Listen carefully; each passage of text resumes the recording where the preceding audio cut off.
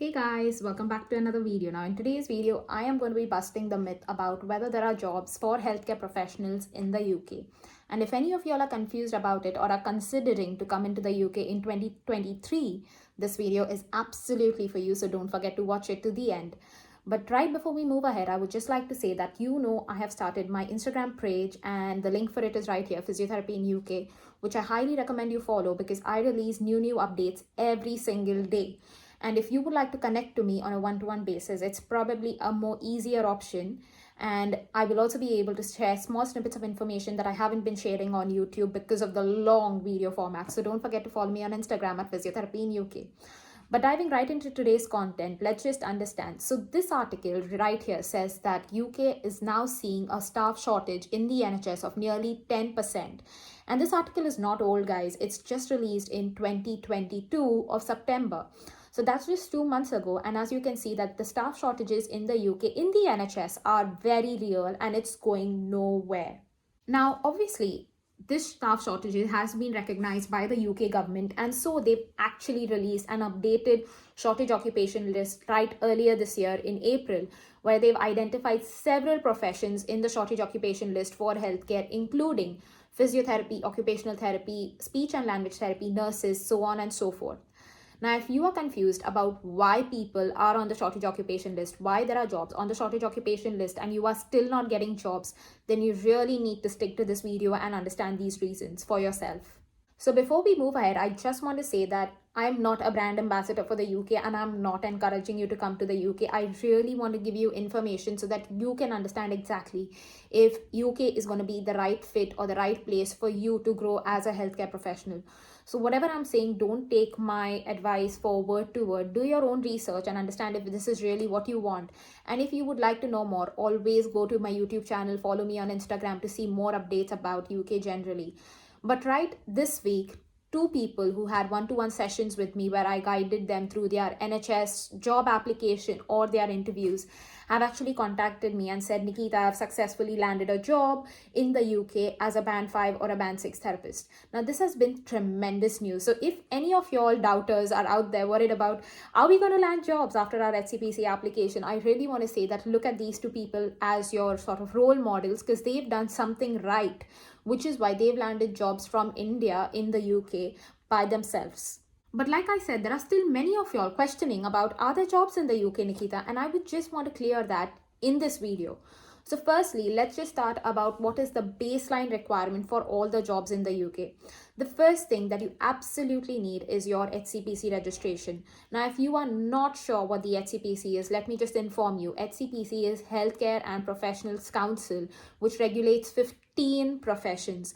Now, the whole list of the professions that it regulates can be found in the description box below, where I've led you to the HCPC website. But what you need to understand is that HCPC is your license to practice as a medical or a healthcare professional in the UK if your profession is governed by the HCPC. Now, obviously, when you apply for the HCPC, you have several documents, and the whole list of documents and what are the requirements for these documents is explained in this video, which I highly recommend you watch. But what I essentially want to emphasize on is that a lot of people are asking me if IELTS is mandatory, is the English requirement still in place or no? And the answer to this is yes. According to the HCPC's these sort of guidelines have been there for the longest time from when I have been applying, and they still say that you need to sort of submit your English language requirements to the HCPC, which can be an IELTS or a TOEFL. Many of the applicants are now using an English language or a medium of instruction certificate or UK NARIC to sort of support that certificate. But I just wanted to say that a lot of people recently, and just look at this comment right here, it says that they've received their HCPC application within 2 months. Now, if you want a stress-free, fast and quick HCPC application, I would highly recommend that you submit all of your documents, including the English language requirements. Another quick update at this stage is that a lot of people have been thinking about the IELTS and how you don't really land a particular score in one particular band. And now the IELTS has really been thinking around this. So they are going to be releasing a possible update which lets you resit one particular module, that is either reading, writing, listening, or speaking, if you don't land the required scores. Now, obviously, this is in its test phase, and this is a sort of article that relates to it. But if you are confused about it and would like more updates, please stay tuned to this channel, because I will be releasing any new updates for you guys that comes out really, really soon. Now, the second sort of thing that obviously when it comes to thinking about job opportunities in the UK is, are these jobs available to people from red list countries, including India, Pakistan, Bangladesh, Nepal, Philippines? And the answer is yes, of course. Why not? All of these jobs are available to international applicants, and let me remind you, NHS is an A-rated sponsor. Now, that being said, there are also private companies that do offer sponsorship, so apply in both the places. But if you are someone who wants to try and get a job within the NHS, which is the government sector for healthcare in the UK, I would highly recommend that you follow this website, which is known as Track Jobs website. Now, this is a collective website where a lot of NHS trusts, mainly all the NHS trusts, go on and post their jobs over there. You also have the screen over here where you will be able to sort of identify the jobs that you would like to apply for, including what sort of band you would apply for, what profession you want to apply for, what location you want to apply for. Once you filter these out, it will give you jobs that you can consider applying for. And like I said, these jobs are available for application across the UK and across the globe. So you can go ahead and make these applications. Now, let me remind you again, you do not need a CV. These sort of applications are saved on the NHS website and you can reuse them. But what is important and what is key is that your NHS application needs to sort of get updated for every job that you are applying for. And if you are not understanding what I'm saying at this stage, please don't forget to watch this video where I've explained how you can write a good supporting information section and a work experience section. And if you continue to have doubts about it, like I know many people from countries overseas have these doubts, please consider booking a one-to-one session, because like I said, a lot of the sort of examples that we use in the work experience section or the supporting information section look very different for UK professionals and for UK employers. And if you are applying in a format that you have previously used in India or Nepal and have been successful, that format will most likely not be applicable or not be up to UK standards. So if you are in this confusion and if you are being rejected, you've been rejected nearly 15 to 20 times and you are feeling demotivated, please consider booking a one-to-one session with me, just so that we can review your sort of NHS application together to increase your chances of landing an interview. Now, another key update about the Track Jobs website generally is that the Track Jobs website gets updated on a weekly basis. Now, that being said, I'm not sure what is or when is the exact date it gets updated. It could be a Friday or it could be a Monday. But because it gets updated on a weekly basis, I would highly recommend that you keep looking for jobs on a weekly basis, because these keep getting added to the Track Jobs database. And that being said, please do not stop making applications. You need to at least make 100 applications to be selected for at least 5 to 6 interviews, because that's how long it takes for you to adapt your applications to UK standards and be selected for interviews. So do not be demotivated. I have done that. Everybody I know has done that. So please do not be demotivated when you face a rejection or if you are not getting an interview selection within the first 10 applications. Now, I just want to say another sort of key tip, according to, a lot of candidates is, Nikita, I'm getting selected for interviews, but I am not landing a job. What is happening?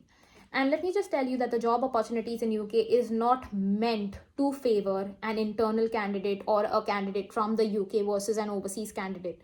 Because right now, like I explained to you, a lot of jobs are in the shortage occupation list. So it's much easier for employers to apply for that certificate of sponsorship to get a person that they feel is right for the job from an overseas candidate pool. Now, that being said, you really need to understand what is the sort of marking or the scoring criteria within interviews. For example, when I was in India, I realized that if I was able to, answer a question appropriately and more or less all right, and if the employer liked me and liked my positive attitude, I would be offered the job. But that's not the same in the UK. In the UK, we are going to have a fixed set of questions. Now, these questions can vary across NHS trusts. So there's no fixed pattern for them. But each question is marked on a scale of 0 to 3 or 0 to 4.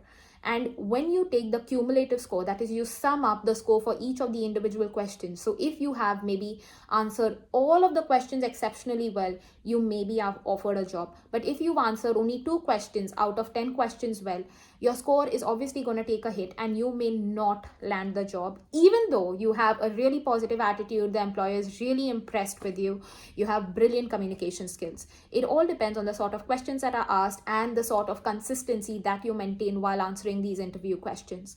Now, again, if you are confused about what these questions look like, let me inform you that in the NHS, there are two main categories of questions. You have the value-based questions, which include things about time management, prioritization, teamwork, etc. And then you have the clinical questions. So it's not only good enough that you have a very strong clinical background, which obviously people from India, Pakistan, Bangladesh, and Nepal do have because we see that many patients a day. You still need to have good sort of value-based experience as well. And you need to structure your answers overall really well to be selected in an interview. And this is again a place where I know a lot of candidates from the red list countries take a hit. Now, finally, coming down to the question related to job opportunities and work visas. Now, you need to be aware that, like I said before, NHS is an A-rated sponsor, so it's more than happy to sponsor your work visa, provided you've informed them about it in your NHS application or during your interview. Now, that being said, I would highly recommend that you watch this work visa video where I've listed down all of the sort of different work visas that you could apply for. But even above that, I would also recommend you watch this video where I've listed down exactly what the health and care worker visa is. And right now, a lot of candidates are sort of getting their work visas within a week, which I think is brilliant. So do not miss out on your opportunity to apply for the health and care worker visa if you are eligible for it. So finally, coming down to some sort of tips that I want to give you is, firstly, you need to remember that you need to be really patient.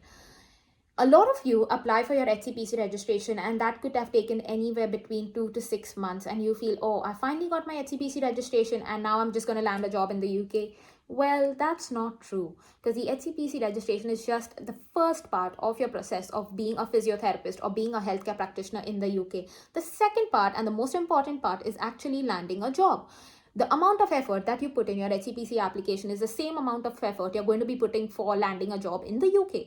Now, that being said, if you are confused about it, please do not forget to check out these two playlists where I've listed down all of this key information and how you can go about applying for jobs, the exact step-to-step process and what you need to do in these two playlists. So do consider watching it if you have any doubts about it.